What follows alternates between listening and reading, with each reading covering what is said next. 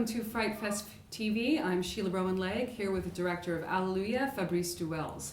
Welcome. Alleluia, big success at Cannes, big success here at FrightFest.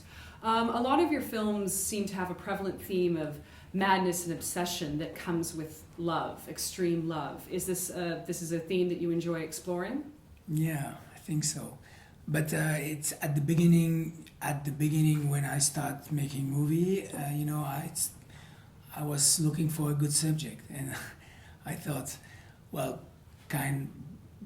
mad love or blind love could be a good subject for the actors, for the tension, for the madness, and that's how I start with my short movie. And then I was looking for an idea of for a feature, and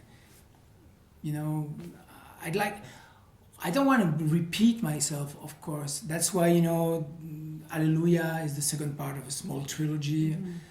Calvaire was the first part. For me, is the idea of also the Laurent Lucas is a very central character is a central character in that small trilogy, because Laurent has so many faces, so much ambiguity. And I think with the third act, with the third part of that trilogy, it's going to be complete. Well, I hope it's going to be complete. All the face of him, especially with the obsession of that wife, was called Gloria. You can see Gloria in Alleluia, in Calvaire. You can see there will be another Gloria in the third part.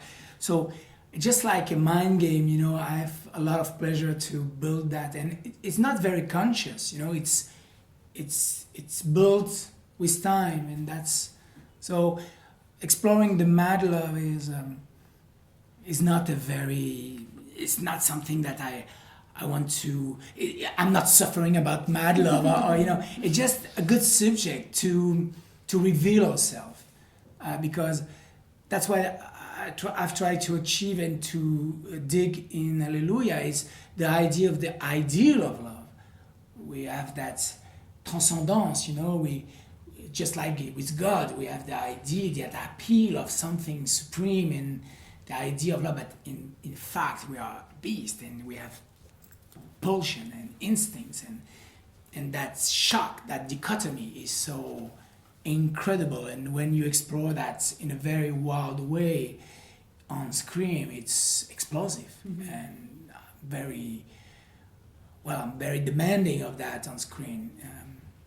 You interesting you use the word beasts, because I noticed both in Calvaire and in Alleluia, animalistic instincts in animals come up a lot, and your films seem not necessarily about rural people, but often Calvaire is set almost entirely in the rural space, and much of Alleluia is as well. Is there something about the area where you do a lot of your filming, the area where both these films are set, part of the trilogy? Is there something in the history or culture there that lends itself to what you're exploring? No, I don't have precise idea of that. Honestly, I don't have.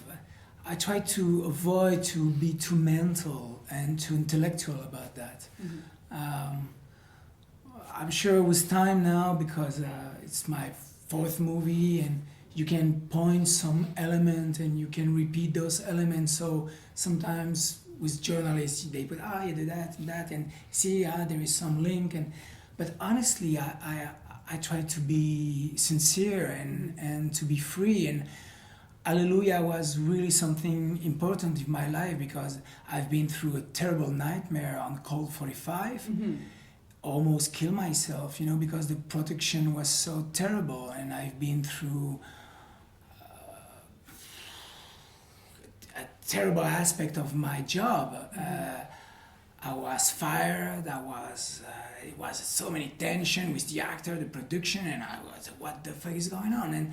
And go back to my essence of as a filmmaker, with my friend, and with a lot of freedom, not a lot of money, but freedom, and exploring and be free. It really saved my soul as a filmmaker, and it's really true. And now I feel stronger, and I can teach the lesson of what I'm doing, and sometimes my arrogance to think that I can move forward in force, and so I tried for the future. I want to be more balance between my expectation, because I'm very demanding and my ambitions sometimes are very terrible, and I know that I have many problems about that, because sometimes, I want, because when you make a movie, it's just a miracle, and you have to demand everything to achieve something. Well, it's okay. You're an artist. That's what. Well, I don't know, but I try to, at least because there is many way to making movie. You can make movie as a, as a mercenary, and I know I have friends like that, but it's just the idea of making something and put all your blood and your soul and your expectation in it, and to experiment some stuff, because I'm not the kind of director who wants to film the script, for example. The script is one thing, but was there a lot of improvisation in Alleluia? Sometimes, well, everything is prepared, and I try to work a lot before on preps, and I try to produce with my collaborator a lot of amount of work, but as soon we are on the set with the actors, I try to push the actors and to collaborate with the actors and all the people of the crew, and to touch something. But it's always the same. You have the money and you have the time, and you have to struggle against your enemy. And now I try to put the time and the money as my friends, and to collaborate with them to make the better movie. And you understand what I mean? Yes, I get it. The story of the Lonely Hearts Killer has been made into a couple of other films, neither of which I've seen, so I can't comment on them. It's obvious why the story is so attractive. It's a fascinating tale. These two people who met and then became these killers and con artists. What made you want to tell this story and also tell it the way that you did? Well, it's quite a long story, but I was looking for a subject, and I have that idea of a love mad story, and I want to dig about jealousy. And one day, completely par hasard, I was rewatch Deep Crimson, and Deep Crimson by Arthur Ripstein, in fact, appealed me, because Ripstein takes the honeymoon killer story, because there is the Leonard Castle movie Honeymoon Killers, and he takes the subject and he put the subject in his Mexico. So he put the story happened in Mexico, and I say, well, that's a great idea. Take the story, and put in South Belgium, settle the story in South Belgium, and after, of course, I try to be personal and singular and peculiar in my own perspective and intention, but also the Honeymoon Killers is so universal story. That's why, and it fascinates the French surrealists, for example, in the 50s, because that story is insane. Yeah. And also, what's great about that story is the fact there is no morality banners. Those people, those couple, there is no fact, there is no moral preoccupation. They don't know about bad, or they never judge bad or good. Just like kid, like a perverse polymorph, they're just playing with the fire in a very profane way, in a very, and that's very, very appealing to me. And that's how it happened, yeah. Belgium is not necessarily a country known for its fantastic cinema, but that seems to be changing, partly through you, partly also through the recent film Borgman, which was amazing. I noticed that in Alleluia, there's sometimes there are these strange, fantastic elements. I mean, in the actual narrative with Laurent's character, practicing his witchcraft, but also the bonfire scene, for example, or moments with Gloria. When the camera's on her in her ecstasy of sex and different moments. Yeah. What compelled you to include those sort of feel like fantastical elements? Well, first, I don't think Belgium. There is some director who made some strange, fantastic horror movie. You can tell there is Harry Kummel, there is André Delvaux. André Delvaux is a very important director for me. What happened is in the 90s, the Frères Dardenne became very, very, very famous. And their perspective to cinema, the realism of their cinema, make Belgium very well known into the map. And so in people's mind, Belgium is very appealing to that kind of cinema, very gray and a little bit boring and realistic and so on. But before the Dardenne, the master of Belgian cinema was André Delvaux. And André Delvaux makes very, very edgy movie, very dreamlike movie, and just like Franjou or Cocteau, you know, those kind.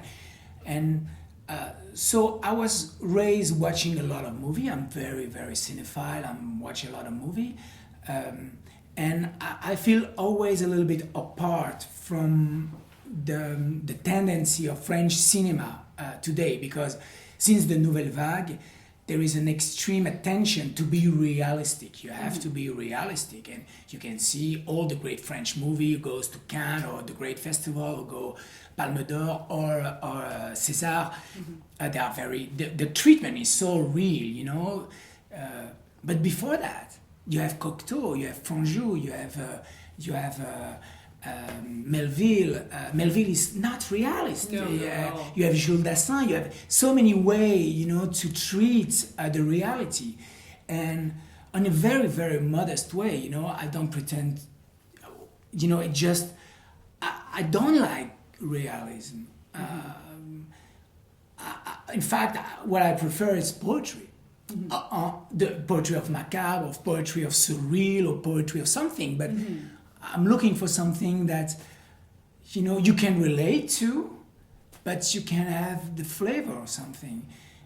And sometimes people say, "Oh, you pretentious bastard," or sometimes. Well, maybe, I don't know. I want to, and I didn't mean I succeed to that, but at least I try, because realist. Some people do, you know, and greatly. Jacques Audiard and great French director that I admire so much, but it's not my quest. I like so much early Zulawski or early Polanski. I like so much Texas Chainsaw Massacre. I like so many movies who can be interpreted just like a dreamlike stuff. You know, you can fill your eyes and have the flavor or something. Some elements will live through you and builds you as a adult and human being. Just like painting or literature, or you see, it's so that's yeah. The film you shot it on 16 millimeter, which gives this wonderfully surreal. Yeah. Grainy and almost home movie feel. Yeah. And there's constant close-ups. Like Yeah. we're very rarely is there long shots, only sort of towards the end of the film. Were you going for sort of a home movie kind of look? Yeah. Well, I was surprised, to be completely honest, because I like to play with smoke, fog, always. But I was surprised when because we shot on 16, and today is very difficult to shot on 16, especially when you get the dailies, and you know people don't know, so they, you know, the black and the white. I was very attached to the black and the white, the contrast, and so you have a gray image, and you say, "Oh my God, it's terrible!" And finally, you have to wait until the last moment to see exactly what your movie looks like with the DOP, but. I was very attached. Well, it's always the same, you know. I push everything. I can't do this in another way. I was very, because normally I used to work with Benoît Deby as a DOP, but Benoît was shooting a Ryan Gosling movie, and then it was supposed to go back. Yeah, I don't know. You know Benoît Benoit Yeah, I know the name. Yeah. So Benoit was supposed to go back after Ryan Gosling and start Alleluia, but at the same time, Wim Wenders was in Detroit where we were shooting and said, go with me to my project. So Benoit called me and said, well, can you delay the project? But at that time, I couldn't. I couldn't because the actor, the money and stuff like that. So we start, and I have an eye on Manu Dacos, and we talk, and we build, and we work, but I was very, very radical, my perspective to make the movie, and sometimes it was, well, are you sure? Are you sure? Are you sure?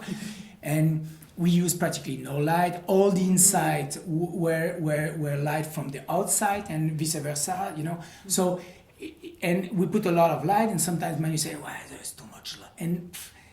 And at the end, you know, that dreamlike stuff appear very much, but I assume, and I like it in a way. Yeah, and I mean, and certainly sort of the end of the film feels very different. Yeah. The coda you have Yeah. around the credits, where it becomes very elegant. Yeah. Emphasizing the cinematic, whereas before, you know, you felt trapped in this world, and Yeah. then the ending becomes so glamorous with their clothes and their makeup and the beautiful movie theater. Yeah.